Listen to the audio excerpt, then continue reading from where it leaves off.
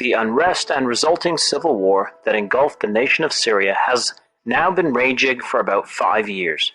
To begin with, it wasn't clear what would come out of the Syrian civil war, but there were certain events that seemed probable. Many of us may have said, wouldn't it be significant if Russia were to move into Syria?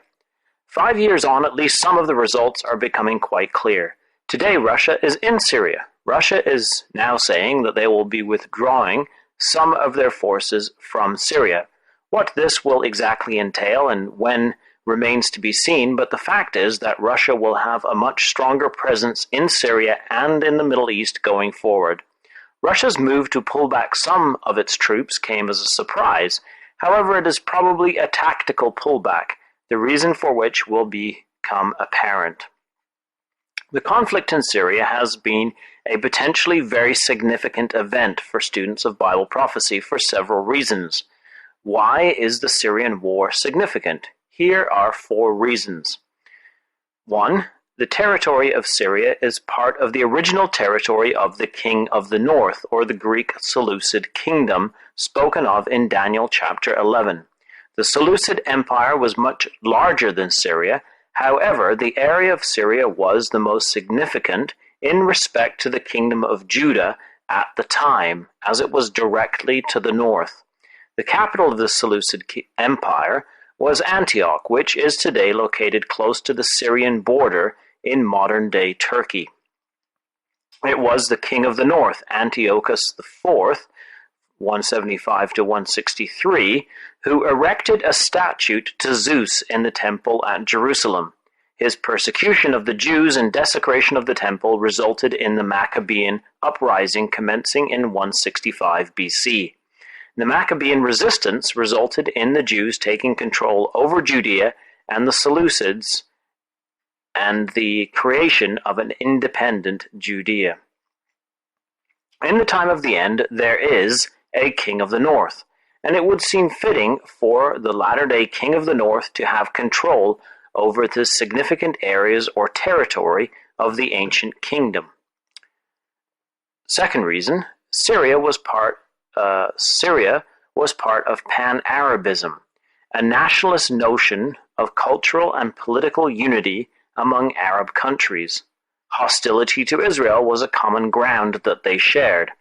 Pan-Arabism loomed large around the time of the 1967 and 1973 wars. Yet the prophecy of Ezekiel 38, verse 13, presents us with a divided Arab world. The Syrian civil war has brought these divisions to the forefront and solidified them. Third reason, from the moment of the creation of the State of Israel in 1948, Syria was a significant threat to Israel's very existence. This was especially true at the time of the Six-Day War and the Yom Kippur War of 1973. At that time, Syria was much more heavily armed than Israel was. Today, Syria's power is all but vanished and is fighting for very survival. The nation of Syria encompasses the region of the Euphrates, along with Iraq. These nations, who attempted to lead the Arab world and rise to great power, have seen their power dry up, just like the Ottoman Empire before them, and as predicted in Revelation chapter 16, with the drying up of the Euphrates, or the Euphratean powers. Fourth reason, with the direct intervention of Russia and their presence in Syria, as well as the downing of the Russian jet by the Turks, Turkey has suddenly become a much more significant part of the picture. Not only was the territory of Turkey part of the ancient Seleucid King of the North Empire, its capital, Istanbul or Constantinople, was the capital of the Eastern Roman Empire and the Byzantine Empire. Turkey is also one of the remnants of the Ottoman Empire, and therefore we can expect it to lose power or continue to be dried up, as referred to in Revelation chapter 16 and the sixth vial. The Syrian civil war and the disintegration has brought Russia back into the Middle East as a major player. This is a major step forward for Russia to assume the role of the King of the North in the fullest sense in the latter days.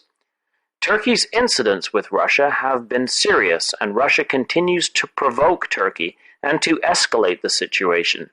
Russia is hitting Turkey where it hurts, bombing the Turkmen rebel group in Syria, continuing to violate Turkish airspace, and supporting the Kurds with whom Turkey is fighting.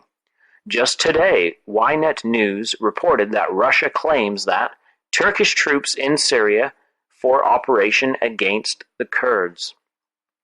We can expect the Turkish-Russian confrontation to continue.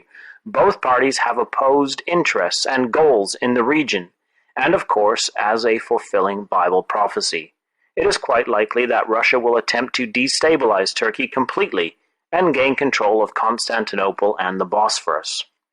Today the Middle East is very divided, and the days of pan-Arabism are a thing of the past. A north-south split in the Arab world has developed. To the north there is the Russian-influenced Syria, Iranian Shiite axis. To the south there is Saudi Arabia and the Gulf states with their sphere of Sunni influence. On January 5th, it was reported on the Haaretz Israeli news website that Saudi Arabia defies West by cutting ties with Iran. The article opens by stating, the new rift between Iran and Saudi Arabia is liable to delay, if not completely undermine, diplomatic efforts to end the wars in Syria and Yemen. Just this week, the Saudis and the Arab League have listed Hezbollah as a terrorist group.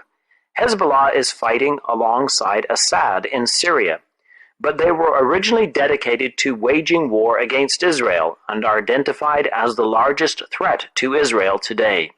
Yet now Saudi Arabia says it will punish anyone linked to Hezbollah.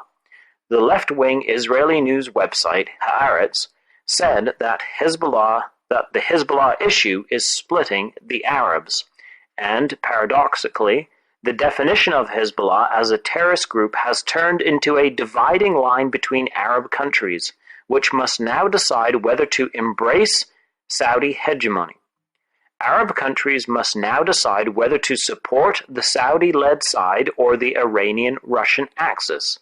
This is creating a split exactly as described by students of Bible prophecy and as outlined in Ezekiel chapter 38, with Russia and Persia or Iran on one side and Sheba and Dedan or Saudi Arabia and the Gulf states on the other. Ezekiel 38 depicts an invader from the uttermost parts of the north, verse 15 ASV, and is Rosh, verse 2 ASV, an ancient name for Russia. He comes down on the mountains of Israel that have always been waste, the prophet says, but have been gathered out of the nations. This is the time we live in, the latter days, when Israel has been regathered. Not part of this invasion are Sheba and Dedan and the merchants of Tarshish. While not invading, they are apparently not stopping the invasion from taking place. Verse 13. Sheba and Dedan and the merchants of Tarshish, with all the young lions thereof, shall say unto thee, Art thou come to take a spoil? Hast thou gathered thy company to take away a prey, to carry away silver and gold, to take away cattle and goods, to take a great spoil? This is a companion prophecy to Daniel chapter 11, which also speaks of the time of the end.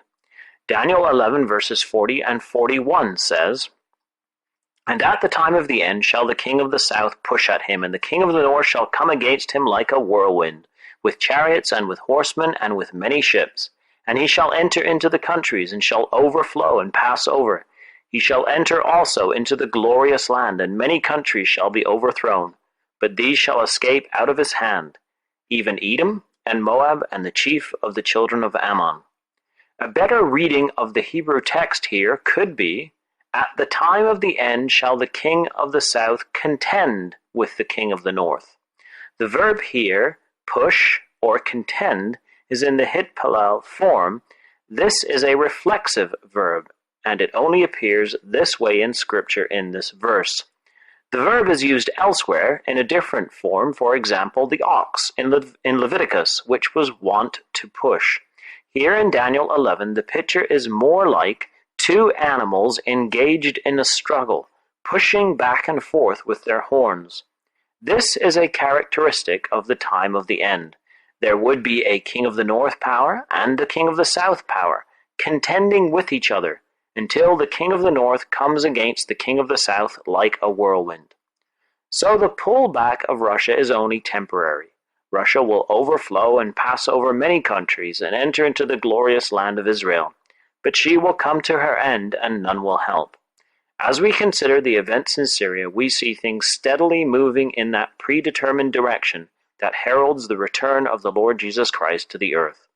Come back again next week, God willing, as we continue to consider the Bible in the News on www.biblemagazine.com or www.bibleinthenews.com. This has been David Billington with you.